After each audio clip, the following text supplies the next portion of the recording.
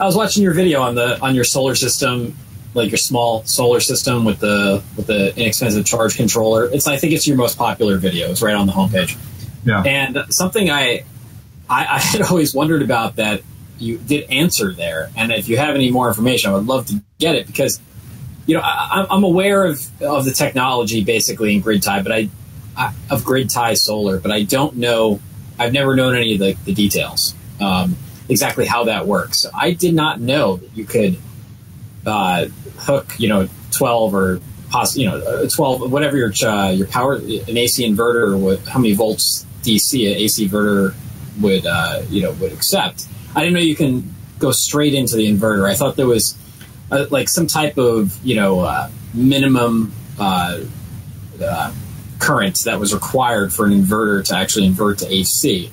It's like in your example, you didn't show it actually working, but you were describing how you could just hook the solar panel directly up to the inverter, as long as they match 12 volts to 12 volts. In your case, but is that if you only if the panel is only generating like 20 watts or something, is the inverter, is that going to work? Where the inverter is just going to be able to put out 20 watts of AC, give or take? Well, it's a complicated answer. In that video, in the small solar panel example system that I was showing, and I just wanted to use small components so I could get it all on camera and show people physically, this is this, this is this, this is how it all connects. But in a small system like that, you've got a 12-volt panel, and the 12-volt panel is actually producing 18 volts because it's a battery charging panel. So that's where there's a problem, because you can't just connect that to a normal like automobile inverter, because they want somewhere between 11 and 13 volts. So in that case, it doesn't work. But if you're talking grid tied, inverters are super expensive, but they are designed to take a wide range of voltage and invert to AC.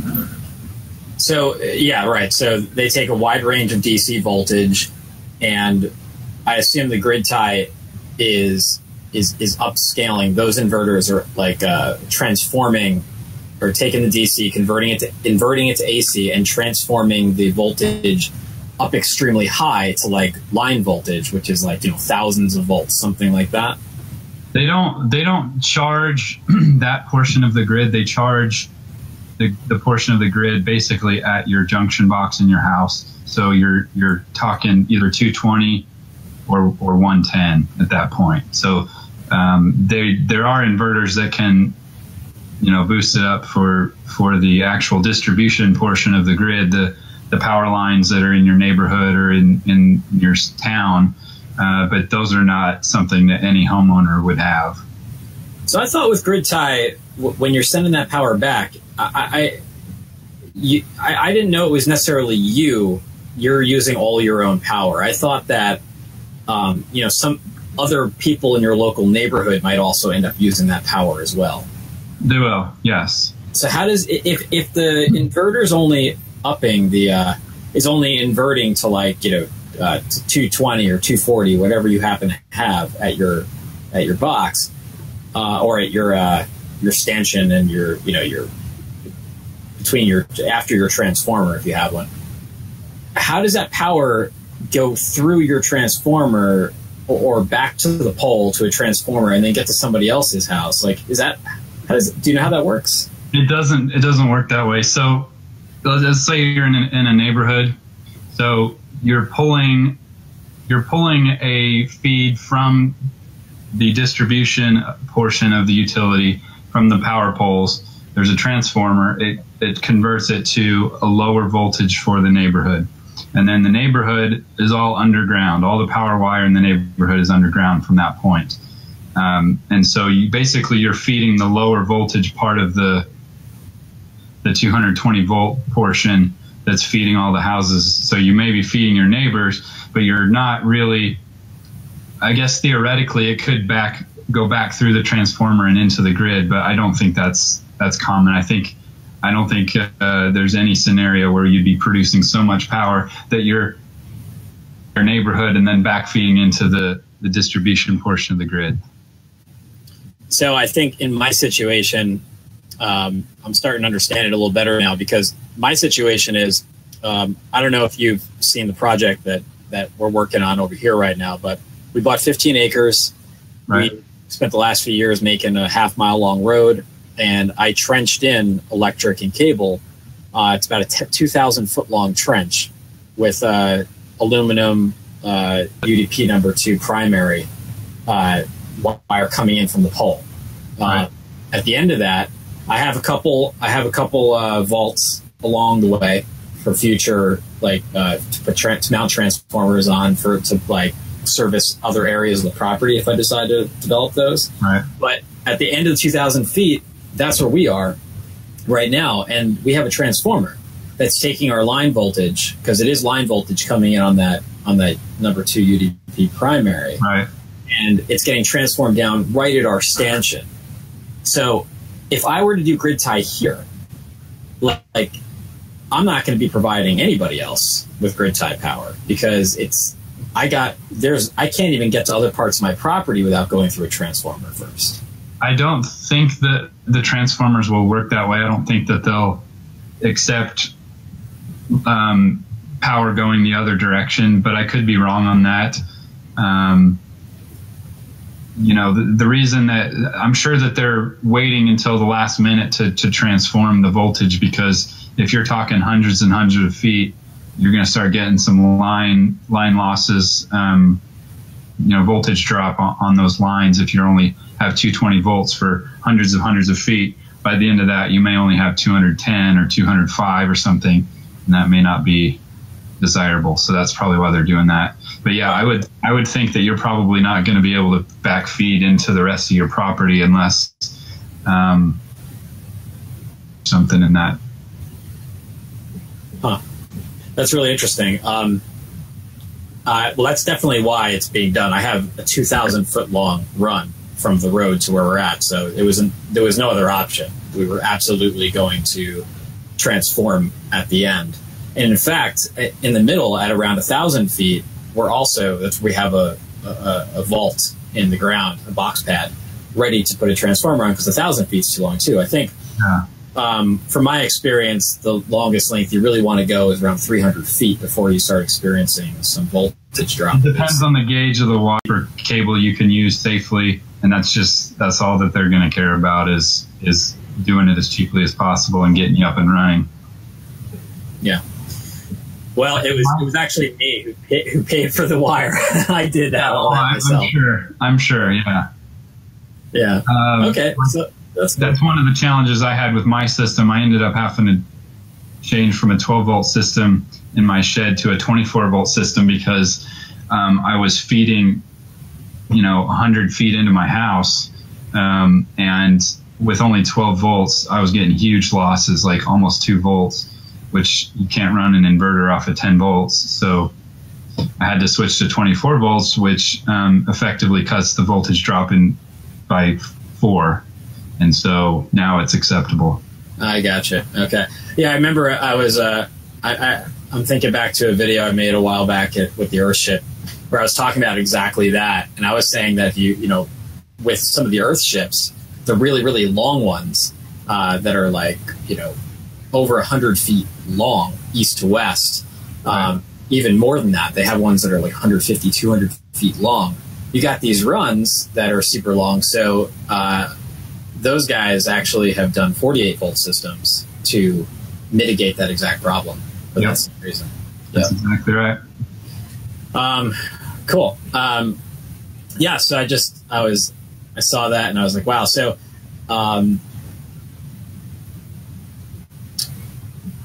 yeah, so actually, maybe I'll just, on this topic, I'll just pick your brain here to maybe you know this too.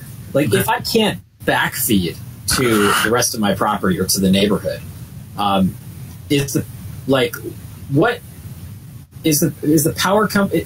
What kind of loss am I going to see from the power? Is the power company not going to? If I'm over generating power with my grid tie solar array, if I was backfeeding to the neighborhood, obviously then the power is getting used. The power company's happy that that I'm helping with that situation. They're going to pay me for the watts that I'm putting back in. But Right. In my case, if I can't backfeed anywhere and I'm over generating, I guess what's the right way to ask this? I guess the over generation situation would be like a, see, it's more complicated than that. I'm thinking about, is the power company not going to fully compensate me as much as they may someone like that can feed out to the local neighborhood? But now that I'm thinking of it, at least in New York State, I don't know where they do this differently, but they're not going to pay you for generating power. You're just running you're working on like a net zero situation where you're trying just to eliminate or negate your power usage so you get a $0 bill. But in most places, they don't really, maybe something like 5 or 10% I've read, that they'll actually pay you over what you use, pay you back or credit you. But generally, they're not crediting very much at all on top of what you use. So is that different in other areas? And if so, like, if you weren't able to backfeed, would that affect that? Yeah, it depends on your utility company. It depends on the place that you live. I've heard of all kinds of situations from actually pay you the exact, 15 cents or whatever it is per kilowatt hour. They'll pay you that same amount back. That's kind of the best scenario. So if you buy a kilowatt hour from the power company, it costs 16 cents. They'll also buy any surplus back from you at 16 cents. That's the best scenario I've ever heard. Some of them are like, well, we'll buy back your power, but we're only going to buy it back at 12 cents.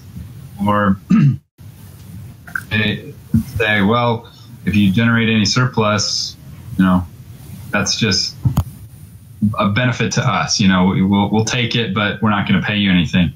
Some places, like it, especially if you do this on your own, if you try to grid tie without their permission, it's actually illegal. And in some cases, you have to get a special net metering device on your, those meters on the side that can actually spin backwards. So some of them are like on a net zero, like you talked about, like the meter will spin backwards and credit you back a few kilowatt hours for the day. They're not going to pay you any surplus, but they'll give you kilowatt hours free because you fed some back in.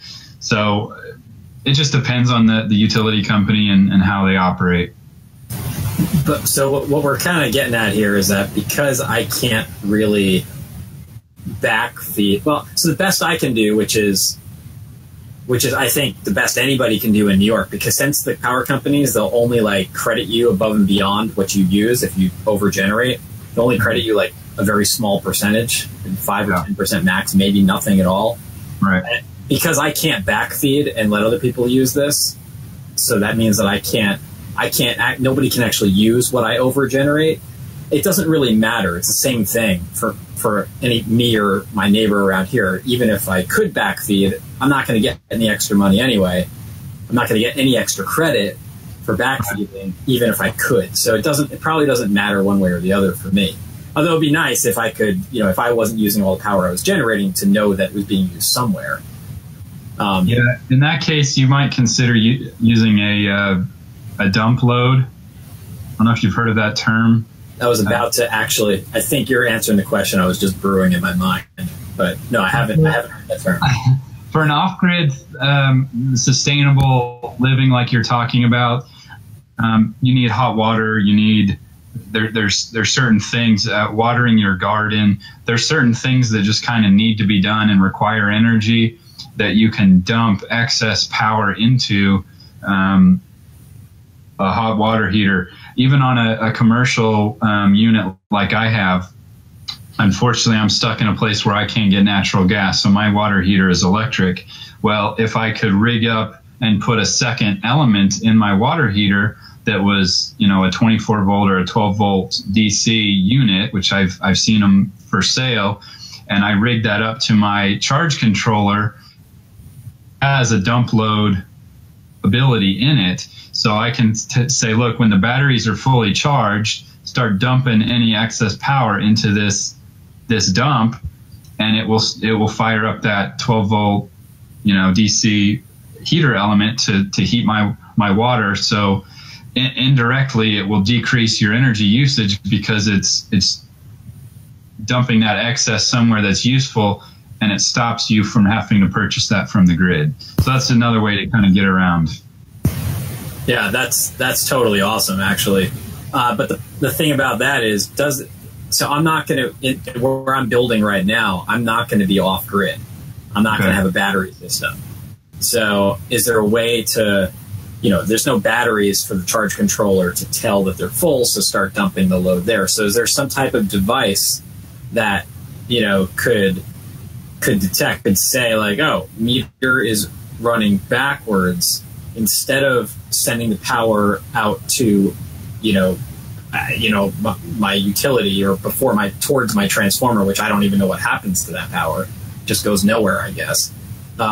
Instead of doing that, send it to this device. Do you know of anything that can do that? I'd have to research that. I've never actually done a grid-tied system. I've done a lot of research on them, and I know how they work, but I don't have one, unfortunately.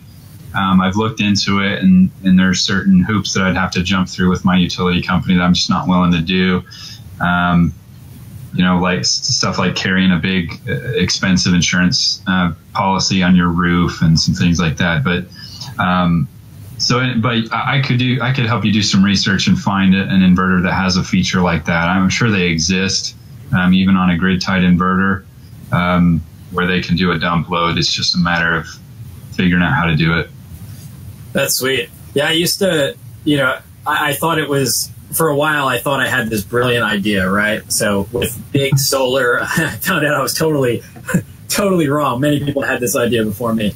So you have these big solar farms out in the desert or whatnot, right?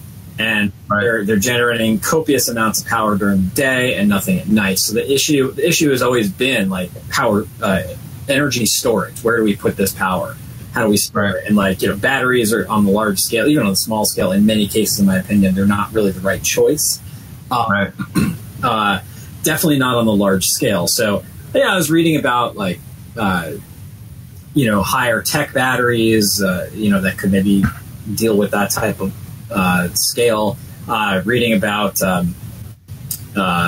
few other things, but I was like, why don't you just put the solar array in an area that has an elevation change, and you make two reservoirs, one high, one low. You put a dam in the middle, and then when you have all this extra power you're generating in the day, use that to pump the water up to the top reservoir, and at night just run the water through the dam and just keep transferring back and forth. I was like, this would be great. And then it turns out I met a guy who does utility solar installation, like large scale, bazillion gigawatt installations.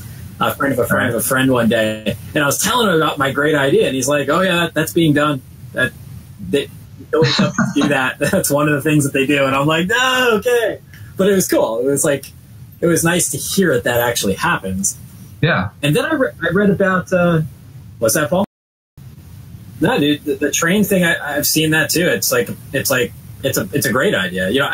I'm sure each of these has their own inherent costs, and some are more cost effective than others, and depending on your geographical location, that probably affects these things. Like if you have enough water to in the area, you don't have to pump a bazillion gallons to fill reservoirs out of the ground.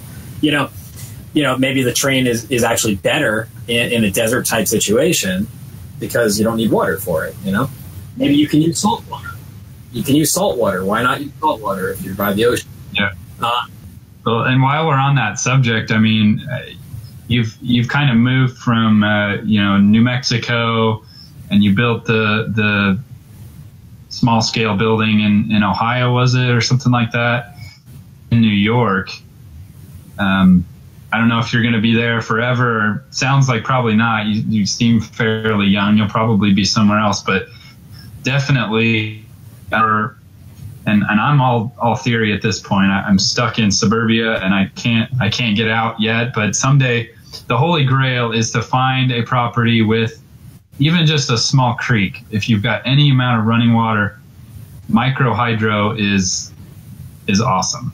So if you can figure out a way to get it, and elevation change is even better, but if you can get running water on your property, that's the best by far. And it's funny you mentioned that, because that was one of the primary key factors in our land search.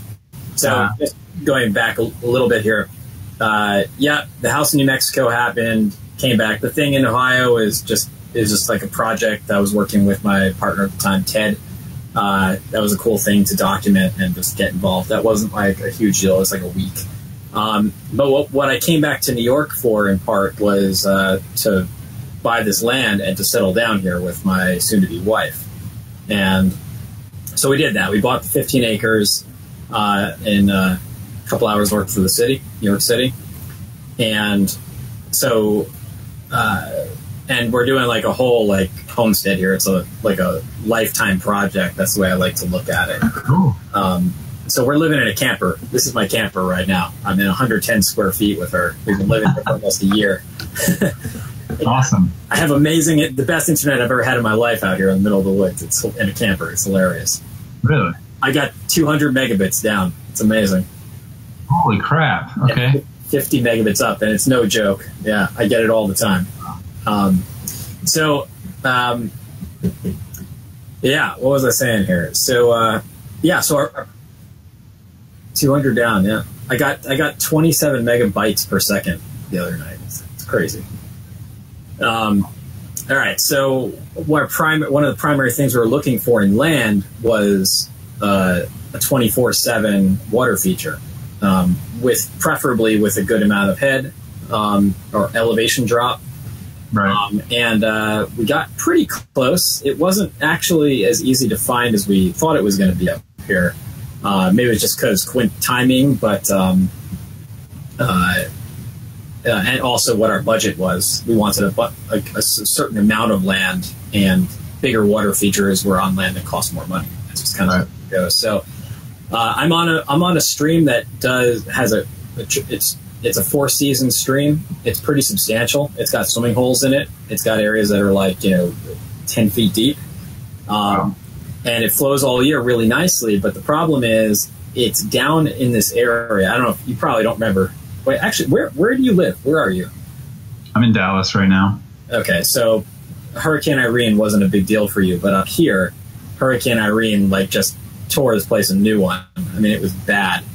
So the back of our property, it's basically like a ravine sort of. It drops about 30 feet, and that's where the stream is down there, and it's wide. It's probably about 300 feet wide, this kind of gully. And during Irene, the water level rose about almost 30 feet. There's about 20 feet it rose up, and there's there's an eroded earth cliff back there, and there's just there's still the remnants.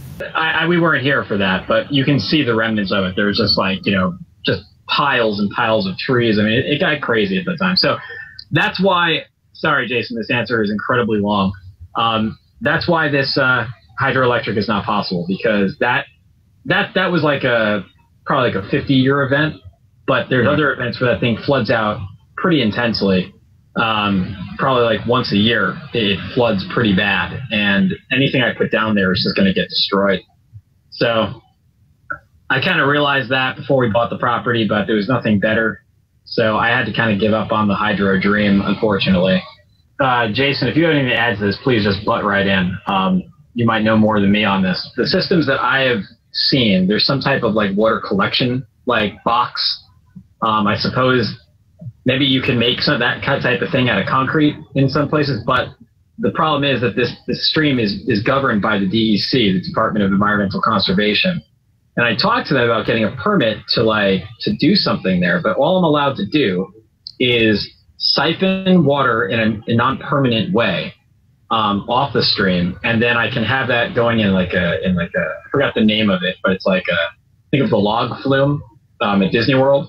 There's a name for that channel thing, or you can pipe it with PVC or metal pipe, and then you just have an impeller generator device connected in line with that pipe, and then you can return that water back to the stream. That's what they said was okay for me to do, with obviously having screens so I didn't harm any wildlife.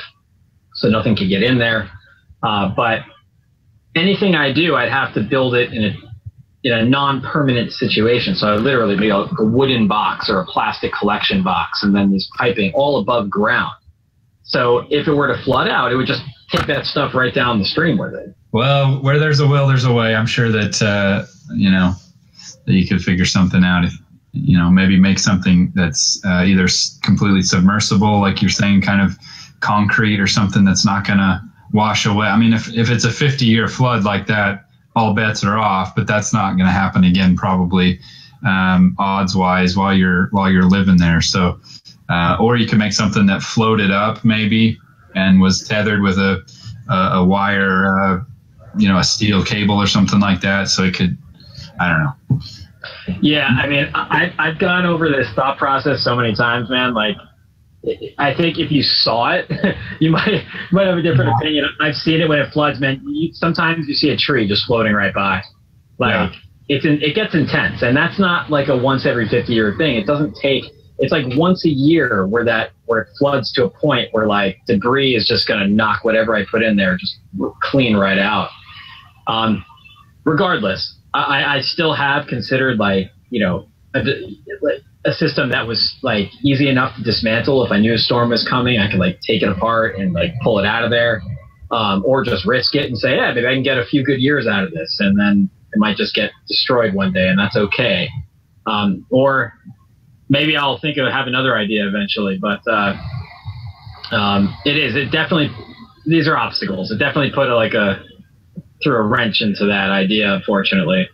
Would they allow you to, again, not permanent, you're not siphoning any water out of the system permanently, but could you potentially, like get a backhoe or something and kind of divert a small channel off of the main area for your own purposes, or no?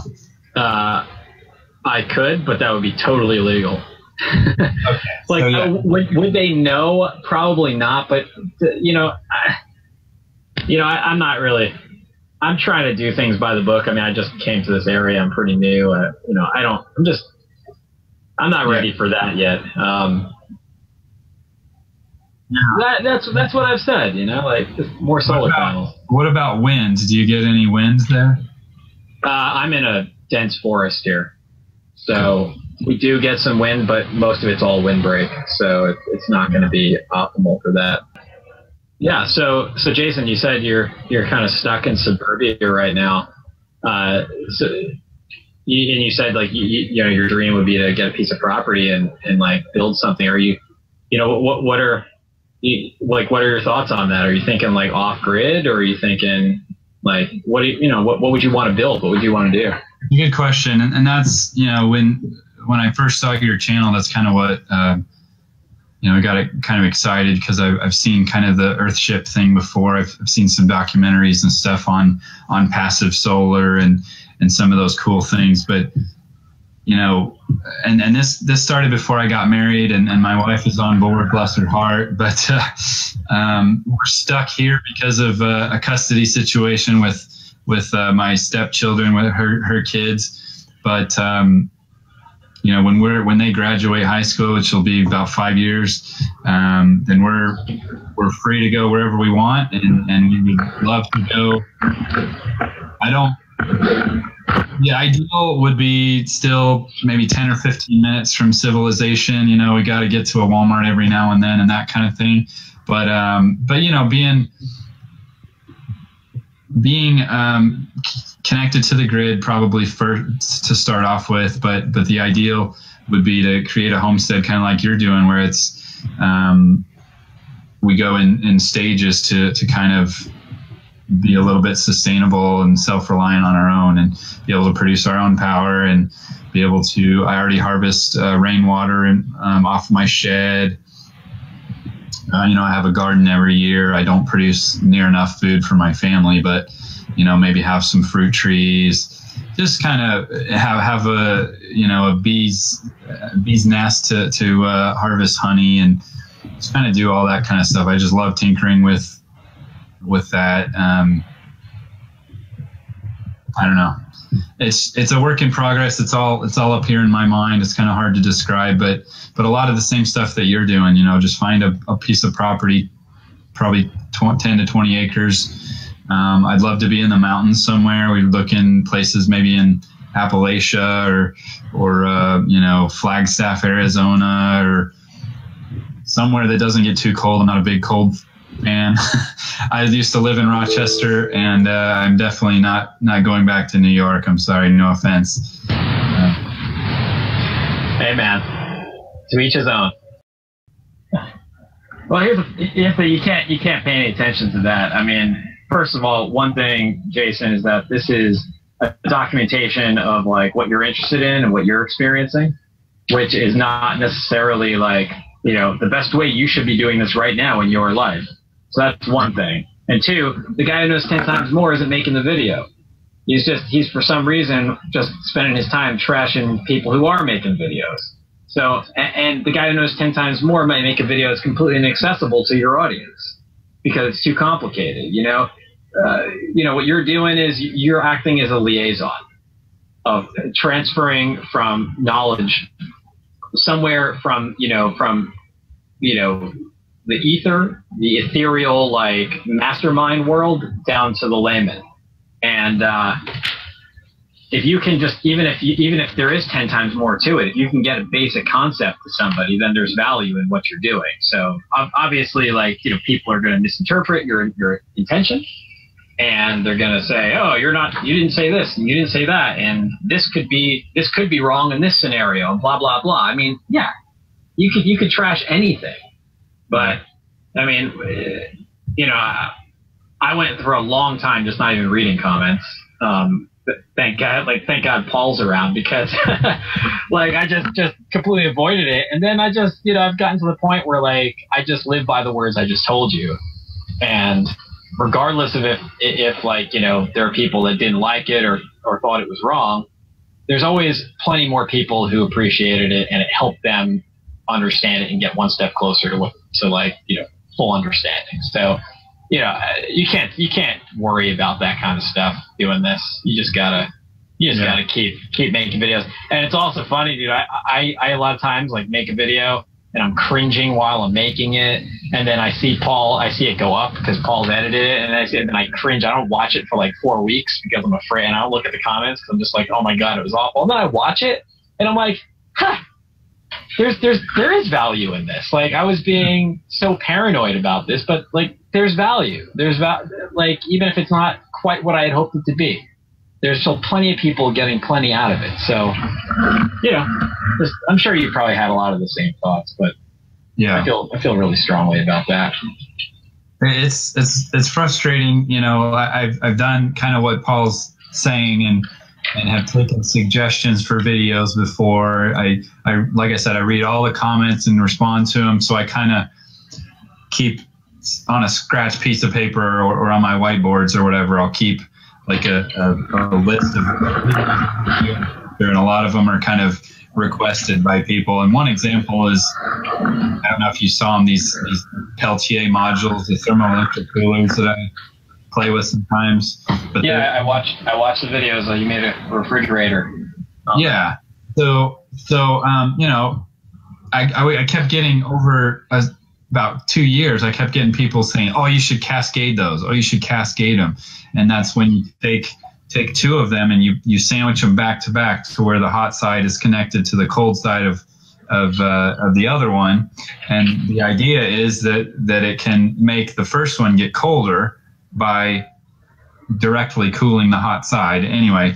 And so I kept getting people saying, "Yeah, you should do that. You should do that. It's great. It's great." And I was like, well, it takes twice the amount of power, but okay, I'll try it. So I do a video, I do a comparison test, I test them back to back, I do all this analysis, and then afterward I just get thrashed by people saying, "Oh, you did it wrong. You're supposed to use a more powerful one on the back side," and all this stuff. I'm just like, okay. I wanted this done, and now you're complaining that I did it, so whatever. Biting the hand that feeds, man. Yeah. Hey, but you know what? Yeah. Exactly. I say more power to you. You're focusing. I bet you it's 0.5% of the population of viewers that are trashing you. The rest of the people are just like, whoa, more information, more proof of something, you know, just whatever, like whatever. Yeah, so after that, I just was like, okay, no matter what I do, there's going to be haters, so who cares? Yeah. So, and next time I won't record in 1080p, that's for sure. How much hard drive space do you have? 2 gigabytes? Well, I've got an SSD hard drive, so that's the problem. What were you gonna say, Dan? I was just gonna go back to the conversation we were having. Yeah, go ahead. Are you good, Paul? I'm good. Okay, so Jason, you were telling us about your plans of what you wanted to do. What kind of are you looking to build a house? Are you looking to go off grid with batteries? I know you did say you were looking to go off grid with batteries, but are you looking to build like a passive solar, like sustainable minded house? What's your thought? Yeah. So my wife has a grandfather that built a cabin in the woods on a mountain in Utah, in southern Utah, and we go there every year. And he built it, with his dad, I guess, technically. And so, when we first got married and I started sharing some of these crazy ideas that I had, I thought she was going to run away screaming, but she actually, because she was raised with, a grandfather who was a blacksmith and he built this cabin by himself and all this stuff, she was totally open to the idea. She loved it. And so my idea would be everything on the property I want to do myself.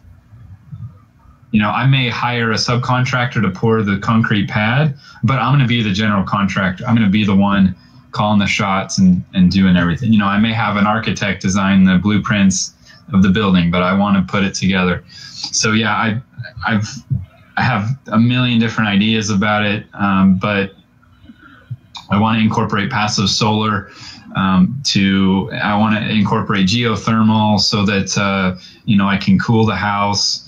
I want to incorporate. I'm fascinated by gasification, so like wood gasifier furnaces and things like that, wood boilers, just all that kind of stuff just fascinates me, and so I would like it to be completely off grid. With the option, I'd like to have a connection to the grid, but it's going to be turned off unless there's an absolute emergency. Like I'll just have that sucker on a disconnect and just be shut off unless, maybe I'm servicing the solar panel system, or I have, a tornado comes in and blows some of the panels off, or, whatever that happens. And then I need a connection to the grid. I can always have that option, but diversify. I'd love to have, like we talked about, micro hydro. I'd love to have a couple wind turbines on, poles. Obviously solar is a part of it. I think if you get all of those together, you kind of, it has synergy. You get at night time, the micro hydro and the wind are still working for you, and during the daytime, you get a flood of new energy from the sun, and that's when your highest peak demand of power is going to be anyway. So that's kind of a rambling answer, but I'd love to build a house of my own. I'd love to have a big wood workshop. I'd love to have, just some acreage for my kids and my grandkids and whatever to come and ride ATVs and do whatever they want to do and just kind of have a fun place to live. That's awesome. You're preaching to the choir on pretty much all those topics. That's exactly what, to a T, exactly what I'm doing here. So right on, man. More power to you. That's awesome. I do have a. I got a question too, but what's your question? Yeah, I got one thing about your idea that is different, that I feel very strongly about. So I want to kind of throw it at you and see how you feel about it. So I've done the off-grid battery thing, right? I bought batteries, then I had to buy new batteries. I tried to make the batteries I had last as long as possible with a couple different techniques, made videos about all this stuff. And I did this out in New Mexico where there's no utilities, so there's no other option. You're on batteries or you move closer to town. Right. So that was that. And it makes total sense in a situation like that. This is where I need to live. This is my opportunity here. I'm going to get batteries. Cabin on top of a mountain. I want modern amenities. No utility power. No, Tesla ain't beaming power over the air right now, so we're going to go batteries. That's the way we're going to go. But if you're in an area, like, for example, where I am now, or potentially where you're going to be, that has, there's poles, there's utilities nearby, you could run power to those things. Consider not going with batteries. I guess I kind of want to, after I say this, I kind of want to hear maybe more about why you want batteries. Maybe it's just for the feeling of being disconnected, and being self-sufficient. But from my experience, batteries are going to, hands down, going to cost you way more. Batteries are extremely expensive, and every 7 to 8, 9 years, you're going to have to replace them. So you're talking about thousands of dollars every 7 to 9 years just to replace that battery bank. I've done all the math. I've done all the logical thinking on it. I don't have a desire just to put my fingers up in the air and just say, I'm disconnected. Nobody even come on my property. I'm okay being connected. I'm okay, supporting the grid, because I think if the grid was sustainably charged, sustainably powered, I think the grid personally is kind of an amazing innovation of technology. I think that if it's used the right way, it's a fantastic distribution of power. I mean, we don't it's the most inexpensive way to get power to where it's going. Trucking fuel is probably the least efficient way to do it, most expensive way. So here we are. We're not in the top of a mountain. We have access to the utility power. If we can use all those technologies to run the meter backwards and to essentially not really draw from the grid, just using the grid as our battery, for lack of better terms here, then, I guess my thing is, why not? Why would I not use the grid as my battery? Why would I spend all this money on batteries when I have this big old battery that's going to come to me relatively free of charge for as long as I want to use it? So I challenge you with that. That's the only thing that I would do that I'm doing differently compared to what you're saying. So, what are your thoughts on that? I don't have a problem with that at all. A couple problems potentially, depending upon, and again, this is going to depend on whoever's situation. Completely self-sufficient, I need to have some sort of, even if it's small, emergency storage of power. You can have a grid-tied system and still have batteries. It's just hard to do. So two of the problems that I have with grid-tied that can be overcome, but are a problem for me in my thinking. Number one, for 99% of grid-tied systems out there, if the power grid goes down, you're down too. So you've now killed one of the main benefits of having your own solar, your own of power, is because you could risk killing a utility lineman that's working to restore power to the grid because you're feeding the system. There's technology on your inverter called anti-islanding, and it cuts power to your house when it detects that the grid's down. So I don't like that. I don't like feeling, and I'm in Tornado Alley. I grew up in Oklahoma, and now I'm here in Dallas. So power's down sometimes in my area. We have ice storms that obviously puts a lot of weight on the power lines, and they break and so forth a lot too. So it's a real risk down here. and I want to at least have power to run critical systems, refrigerators. My daughter is a special needs kid, and she has certain medications that are refrigerated. So I got to have a refrigerator in a grid down situation. Just things like that. And I don't have wind.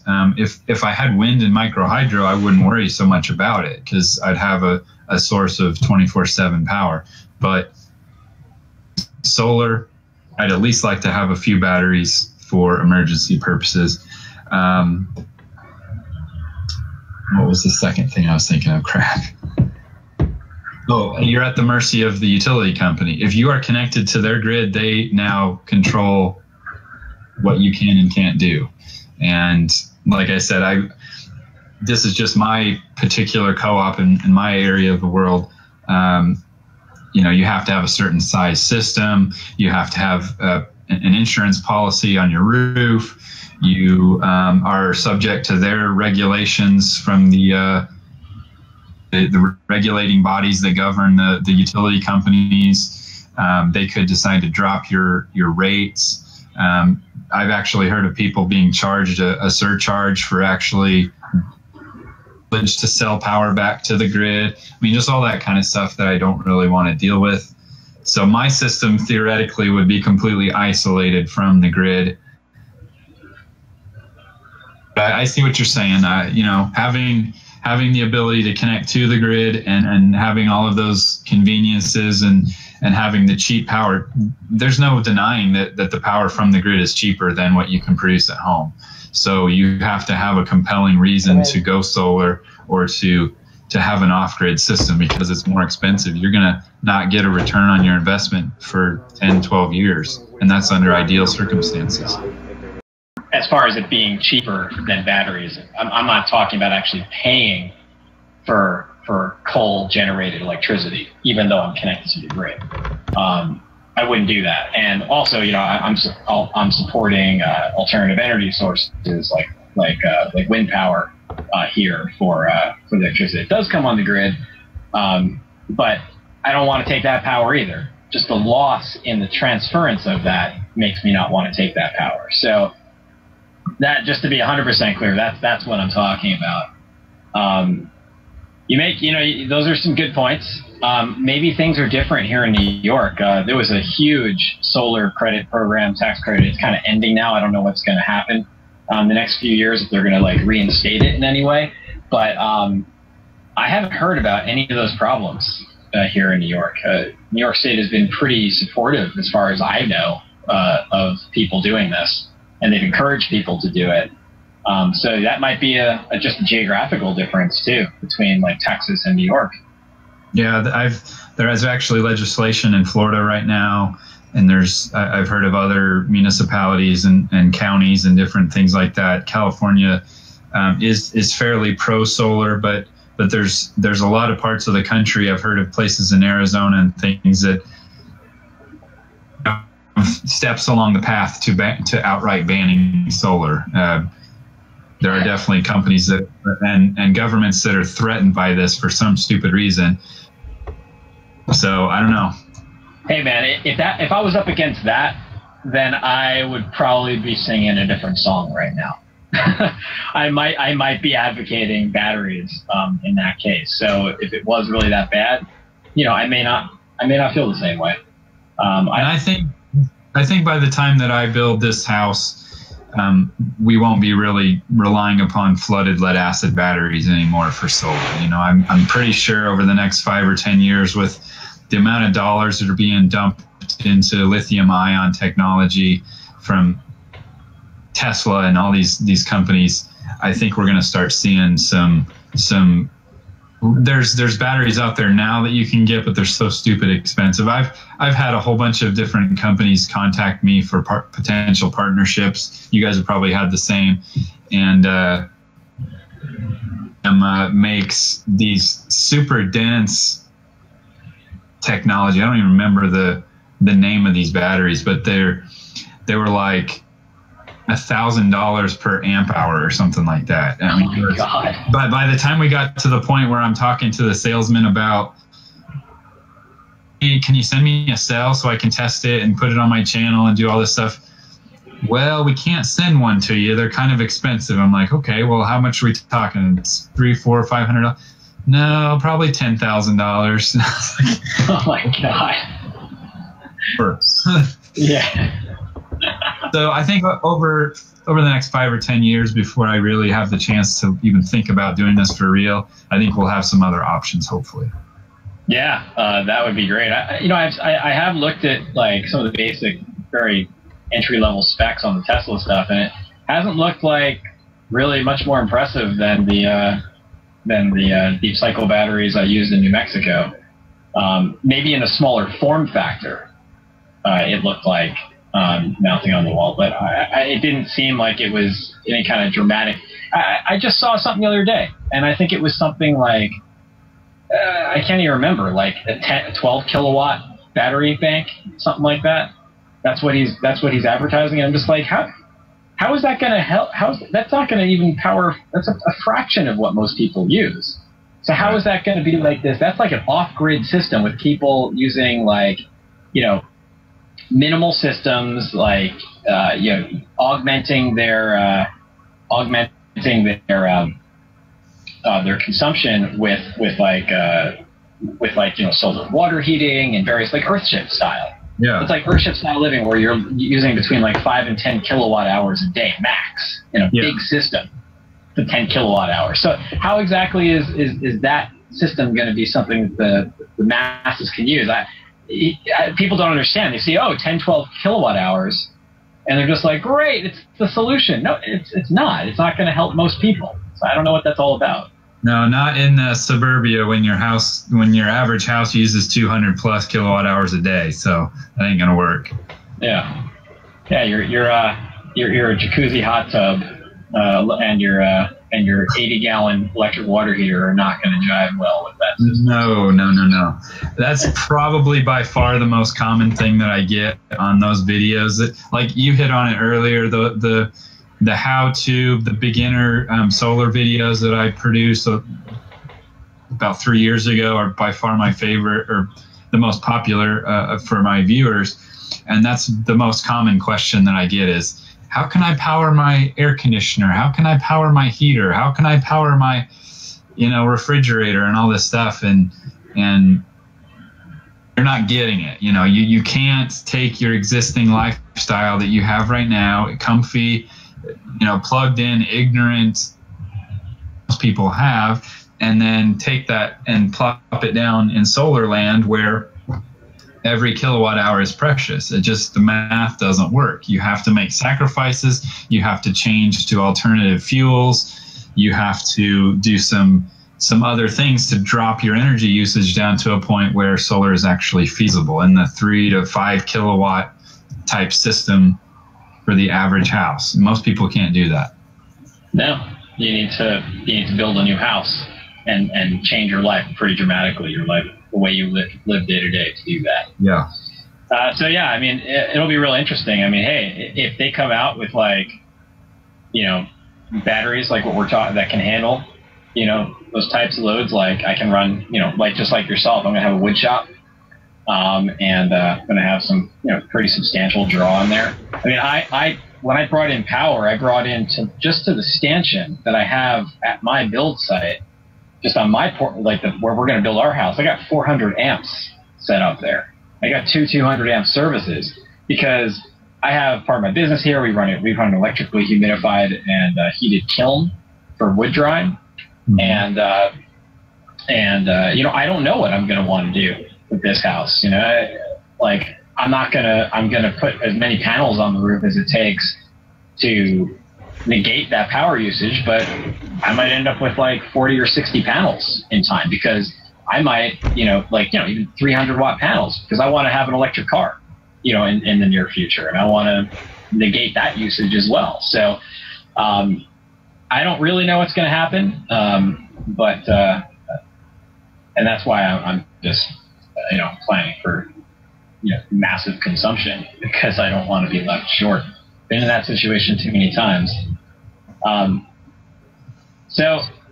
Just to change subjects, man, I wanted to bring this up too. I noticed that you're doing some small scale web hosting in your house.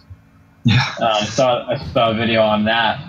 I don't know if you know this, but I owned a web hosting company for about 10 years. Yeah, Really? I sold it in 2008, right before the market crashed, actually. That was good timing. Awesome. And we're working really hard now. We've been doing, me and Paul and another friend of mine, we've been developing this new off-grid build website for the past 2.5 years. We've been working on it. And so in 2008, I sold my business. I shunned computers, started doing learning how to build furniture, learning how to build earthships, and doing all this for a bunch of years. And recently, about 2.5 years ago, I fell back in love with web development, and with my friend Matt, who's working on this with us, and we've been doing AngularJS and the mean stack development on that, and it's been like hot and heavy back into it. Been amazing, and doing my business was Windows hosting, so now we're doing a bunch of Linux stuff, Linux hosting, Node.js on Heroku, if you're familiar with that, and Angular front end, and it's been a lot of fun. So it was kind of funny when I'm watching these. I'm looking through your videos, and I'm just like, what is this guy doing here? He's got Raspberry Pi, he's got a web server. Yeah. What are you doing? You said you're an IT manager. It's actually my closet right behind me there. That white door behind me is where all my equipment is. And from 2002 to about 2005, I worked for a company called Vario, which sure, they're an ISP. About that time. What's that? Vario, they're an ISP, backbone broadband provider. Yeah, so NTT was a big, huge telecom company in Japan, bought them out, working for them. But in the late 90s, they were the biggest web hosting company in the world. And by the time I started working for them, that kind of market had saturated, and GoDaddy had appeared, and Bluehost and Rackspace and all these other companies had jumped in the fray. And so, but I learned, I kind of taught myself Linux. I mean, they taught you some stuff, but you kind of had to just jump in and learn. And so, coming from all Windows background, just dive right in, and so I became kind of a Linux and Unix. We actually started out with FreeBSD Unix, and then jumped into Linux hosting shortly thereafter. But so yeah, I worked for that company for about 3 years, and then ever since then, I've hosted. I'm kind of an entrepreneur, serial entrepreneur, so I've had various companies that I've owned, and then helped my dad start up a consulting company that's been in business for 13 years. And right now I'm working for a contractor that builds power lines. So I know all the stuff that you're talking about, the vaults and all those things. We build all that crap.